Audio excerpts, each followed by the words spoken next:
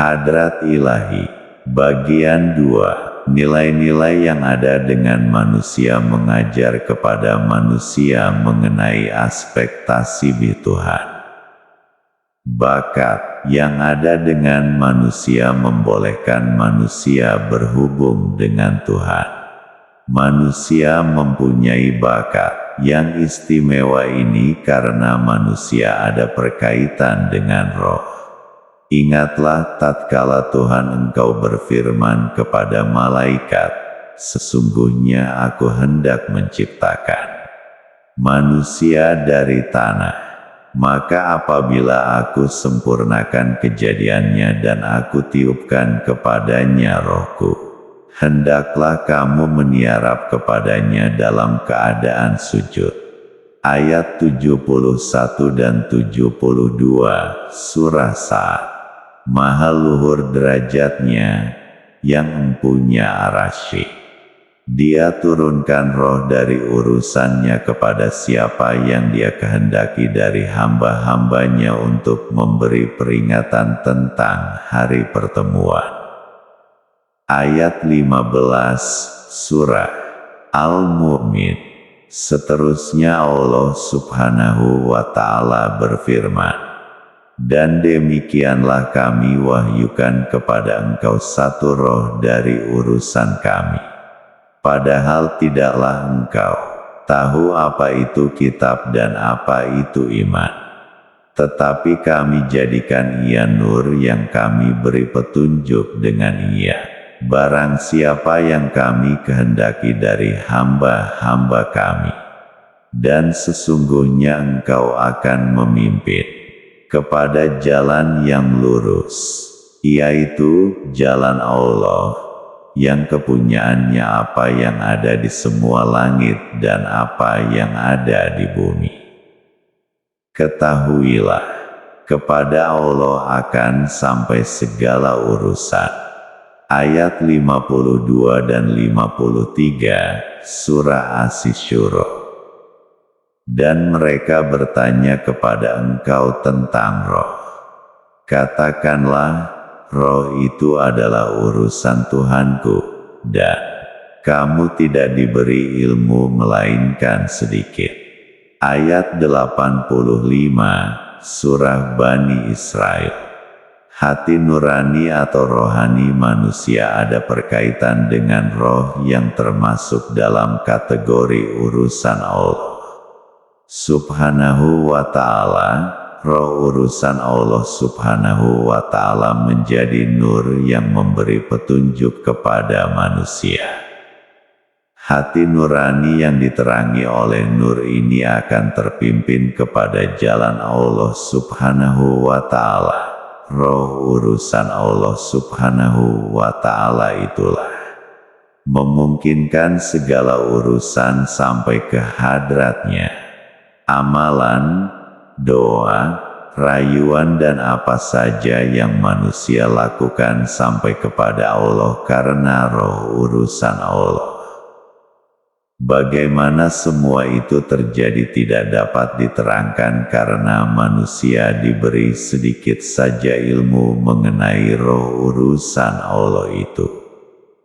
Dengan ilmu yang sedikit itulah manusia mencoba menggerakkan kefahaman mengenainya. Tuhan mengajar manusia melalui nilai-nilai yang ada pada diri manusia sendiri. Manusia wujud, hidup, mendengar, melihat, berkata-kata, berkehendak dan berpengetahuan. Melalui nilai-nilai tersebut Tuhan mengatakan Dia wujud, hidup, mendengar, melihat, berkata-kata, berkehendak dan berilmu. Oleh karena manusia memiliki unsur seni yang diistilahkan sebagai roh, maka Allah menggunakan istilah roh juga agar mudah manusia memahami tentang roh urusan Tuhan.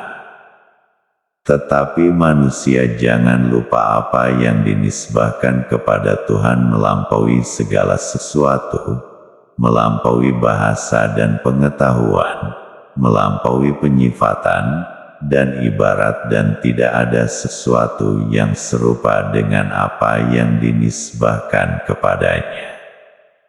Tuhan bukakan ilmu mengenai ini sedikit saja, hanya sekedar mencukupi untuk membuat manusia beriman mengenainya. Roh manusia yang ada perkaitan dengan tiupan roh Allah adalah sesuatu yang sangat unik dan istimewa. Adam alaihi salam yang diciptakan dari tanah berkeadaan seperti mayat sehingga beliau alaihi salam menerima tiupan roh Allah subhanahu wa ta'ala. Kesan dari tiupan roh Allah dinamakan roh insan yang padanya terkumpul segala bakat-bakat yang diperlukan oleh manusia, seperti bakat-bakat mendengar, melihat dan lain-lain. Tiupan roh Allah menjadikan manusia hidup dan mempunyai daya dan upaya. Tiupan roh Allah juga melahirkan nafsu dan akal, yang berguna bagi mengarahkan perjalanan kehidupan dan penggunaan bakat-bakat yang ada dengan manusia. Apabila keupayaan untuk hidup, bakat-bakat, nafsu, dan akal berkumpul dan bersatu dengan jasad, jadilah ia seorang manusia yang cukup sifat dan sempurna kejadiannya. Ia menjadi makhluk yang berjasad dan berhati nurani, atau dikatakan juga manusia yang memiliki aspek zahir dan aspek batin. Aspek zahir manusia umpama mayat dan aspek batinnya umpama malaikat. Ketika Adam AS berada di dalam surga, aspek zahirnya tidak keluar, kurang pengaruhnya. Pada tahap itu kedudukan Adam AS sama dengan malaikat. Setelah Adam AS diantar ke dunia, aspek zahirnya berada di dalam suasana yang sesuai dengannya. Aspek zahir menjadi kuat dan coba mempengaruhi aspek batin agar tunduk kepada keinginannya. Manusia pada aspek mayat tidak lagi menumpang aspek malaikat, malah ia coba menggunakan aspek malaikat untuk memenuhi kepentingan dan keperluannya. Mungkin juga karena ia menyadari yang ia akan kembali menjadi mayat, sedangkan aspek malaikat akan terus hidup, maka apa saja yang dia ingini mesti diperoleh sekarang. Jangan bertangguh-tangguh lagi. Bakat-bakat manusia seperti mendengar dan melihat dimiliki oleh kedua-dua aspek manusia, yaitu zahir dan batin. Oleh karena pengaruh zahir lebih kuat, maka bakat aspek batin tidak mampu digunakan oleh manusia. Hijab lahiriah terlalu kuat sehingga manusia tidak mampu menyaksikan perkara-perkara gaib, apalagi hal-hal ketuhanan. Manusia seperti ini tidak dapat merasakan kehadiran Tuhan. Apabila terhijab dari kehadiran Tuhan, amal ibadat yang dilakukan tidak memberi kesan dan tidak mampu melindungi manusia dari terjerumus ke dalam kejahatan. Manusia dapat mengalami suasana hadrat Tuhan, kehadiran Tuhan, apabila bakat-bakat rohnya berfungsi. Roh manusia sangat istimewa. Roh yang Tuhan karuniakan kepada manusia menyebabkan manusia bisa mengenal Tuhan apabila Tuhan mengajar mereka mengenalinya melalui bakat-bakat dan nilai-nilai yang ada dengan mereka sendiri. Keajaiban yang dimiliki oleh roh menyebabkan ada manusia yang salah mengerti tentang roh mereka. Mereka beranggapan roh itulah Tuhan, penjelmaan Tuhan atau Tuhan adalah batin, nyawa kepada roh. diri, roh dan Tuhan dikatakan yang sama. Kepahaman ini adalah sesat dan kufur. Tuhan mengajar manusia mengenalinya melalui nilai-nilai yang ada dengan manusia, bukan untuk menyesatkan manusia. Dengan akal dan khayalan mereka, manusia mempunyai sifat melihat. Tuhan mengatakan Dia melihat. Penglihatan manusia dan juga penglihatan roh bukanlah penglihatan Tuhan. Kedua-duanya tidak sama dan tidak serupa. Penglihatan manusia dan juga penglihatan roh adalah ciptaan Tuhan. Tuhan boleh menciptakan penglihatan untuk manusia dan roh karena Dia memiliki penglihatan. Oleh karena Dia yang memiliki penglihatan, maka Dia tahu bagaimana mau menciptakan penglihatan. Tuhan berpengetahuan dalam menciptakan penglihatan untuk makhluknya. Jika Tuhan tidak memiliki penglihatan, maka Tuhan menciptakan penglihatan makhluk dalam kejahilan. Keadaan ini adalah mustahil bagi Tuhan. Tuhan Maha tahu tentang apa yang diciptakannya karena setiap nilai dan bakat yang diciptakannya dimilikinya sendiri secara mutlak. Nilai mutlak yang dimiliki oleh Tuhan menyebabkan Dia boleh mengadakan nilai-nilai tersebut yang tidak mutlak. Oleh karena itu tiada hujah bagi manusia mengatakan Tuhan tidak melihat perbuatan mereka karena Tuhan memiliki penglihatan mutlak. Penglihatan mutlak menyaksikan apa saja yang dipandang oleh penglihatan yang tidak mutlak. Tidak mungkin penglihatan yang tidak mutlak memandang tanpa penyaksian penglihatan mutlak. Tuhan juga memiliki roh mutlak. Lantaran itu Dia boleh mengadakan roh yang tidak mutlak untuk manusia. Pendengaran, penglihatan dan lain-lain adalah bakat roh mutlak. Roh tidak mutlak juga memiliki bakat-bakat mendengar, melihat dan lain-lain. Keadaan yang demikian menyebabkan orang sufi sering mengatakan insan diciptakan dengan bayangan Ar-Rahman. Ungkapan yang demikian melahirkan kefahaman yang insan adalah bayangan Tuhan. Sebenarnya bakat manusia tidak boleh dihubungkan dengan bakat Tuhan seperti menghubungkan bayang dengan yang empunya bayang. Wujud manusia dan sifat manusia tidak berhubungan dengan wujud Tuhan dan sifat Tuhan. Roh manusia bukanlah roh Tuhan. Roh menggambarkan bakat-bakat yang banyak berkumpul dalam kesatuan. Bakat-bakat mendengar, melihat, berkata-kata, berkehendak, berkuasa, berpengetahuan dan hidup adalah bakat yang satu, yaitu roh. Apabila disebut roh, ia meliputi semua bakat dan nilai. Apabila bakat-bakat yang demikian dilihat pada suasana ketuhanan, maka suasana tersebut dinamakan kudrat. Istilah roh Tuhan adalah satu bentuk pengajaran Tuhan kepada manusia melalui nilai yang ada dengan manusia sendiri, supaya mudah manusia memperoleh kefahaman. Orang yang menyamakan rohnya dengan roh Tuhan dan menyamakan dirinya dengan Tuhan wajiblah bertaubat sebelum nyawa sampai di tenggorokan. Yakinlah hamba tetap hamba dan Tuhan tetap Tuhan. Tidak ada kamil berkamil, satu bersatu, sama menyama. Bertaubatlah daripada iktikat yang salah.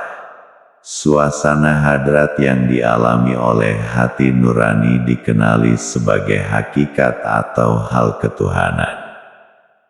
Hakikat dialami dalam dua keadaan. Dalam keadaan yang pertama, orang yang mengalaminya tidak sadarkan kewujudan dirinya, dan dalam keadaan yang kedua pula pengalaman hakikat tidak mencabut kesadaran dan kehambaannya. Misalnya, dalam satu pengalaman hakikat, orang yang hilang kesadaran mengucapkan, "Ana al-Haq, akulah Tuhan," tetapi orang yang menetap dalam kesadaran dan kehambaan yang mengalami hakikat yang sama mengucapkan, "Huwa al-Haq, dia jualah Tuhan." Jenis pertama merasakan dia menjadi Tuhan. Jenis kedua mengenali apa yang dimaksudkan sebagai Tuhan. Yang pertama hilang kesadaran diri lalu mengaku menjadi Tuhan. Yang kedua pula mengenali Tuhan sebagai Tuhan dan hamba sebagai hamba. Jenis pertama dikurung oleh bayang dan mendapati sukar untuk melepasi peringkat itu. Jenis kedua menetap di atas kenyataan yang benar dan lebih mudah untuk sampai kepada kebenaran hakiki. Allah mempunyai satu hadrat bernama Ar-Rahman. Orang yang hilang kesadaran masuk kepada bayangan Ar-Rahman lalu merasakan dirinya adalah Ar-Rahman. Seperti orang lewat teras sebuah rumah, lalu merasa adem karena di bawah bayangan teras rumah, tapi karena lewat itu lantas tidak menjadikan orang itu termasuk dalam bayangan teras rumah atau menjadi teras itu sendiri. Sama seperti orang masuk dalam bayangan Ar-Rahman lalu dia merasakan dirinya sangat pemurah, mau mengabulkan apa saja yang orang minta. Tetapi Ar-Rahmannya hanyalah bayangan. Oleh itu apa yang boleh diberinya juga adalah bayangan, yaitu pengharapan dan angan-angan. Orang yang menemui hadrat Ar-Rahman dalam kesadaran mengalami hal yang berbeda. Dia tidak diganggu oleh bayangan. Dia mengalami suasana kesucian yang maha suci, kebesaran yang maha besar, keagungan yang maha agung. Pada ketika itu dia merasakan setiap zarah kewujudannya sama seperti debu tepung. Apabila berhadapan dengan Tuhan Ar-Rahman, dia merasakan setiap zarah kewujudannya terurai seumpama debu tepung ditiup angin kencang. Bila dia keluar dari pengalaman tersebut, dia mendapat pengertian tentang keagungan Tuhan Ar-Rahman. Dia mengerti keadaan hancurnya Gunung Tursina tatkala Tuhan hadapkan keagungannya ke sana. Dia mengerti maksud perkataan Jibril alaihi salam, "Jika aku melangkah satu langkah lagi, cahaya keagungan Allah subhanahu wa ta'ala akan membakar daku." Dia mengerti maksud perkataan Rasulullah SAW, "Cahaya di mana-mana, bagaimana aku bisa melihatnya?" Orang yang menetap dalam kehambaan mengalami hakikat dan memperolehi makrifat melalui pengalaman, bukan sekadar melalui ilmu. Ketika merasakan zarah kewujudannya tertanggal satu-satu, dia mengenal Tuhan yang bisa dikenal. Setelah zarah-zarah kewujudannya diterbangkan angin kencang dan hilang, dia mengenali Tuhan yang melampaui segala pengenalan. Lalu dia mendapat pengertian bahwa yang benar-benar kenal Tuhan adalah Tuhan sendiri. Hanya Dia yang mengenali dirinya. Kami mengenalinya melaluinya, sekadar yang Dia izinkan kami mengenalinya. Pengalaman hakikat cara, demikian menggabungkan tahu dengan tidak tahu, faham dengan tidak faham dan kenal dengan tidak kenal. Perkara yang sering menimbulkan kekeliruan orang umum adalah persoalan kodo dan kodar. Kodo dan kodar berhubung dengan ilmu Tuhan atau suasana pengaturan Tuhan. Ada orang yang Tuhan izinkan masuk ke dalam suasana ilmunya. Apa yang ditemui pada hadrat ilmu Tuhan adalah hakikat-hakikat yang menguasai perjalanan alam. Hakikat atau urusan Tuhan yang berhubung dengan manusia dinamakan hakikat insan. Urusan Tuhan yang berhubung dengan alam dinamakan hakikat alam. Urusan yang mencakupi segala perkara dinamakan hakikat kepada hakikat-hakikat atau hakikat yang menyeluruh. Pengalaman hakikat-hakikat pada hadrat ilmu Tuhan membawa seseorang kepada jalan yang menggabungkan dua jalan, yaitu jalan Nabi dan jalan Asma.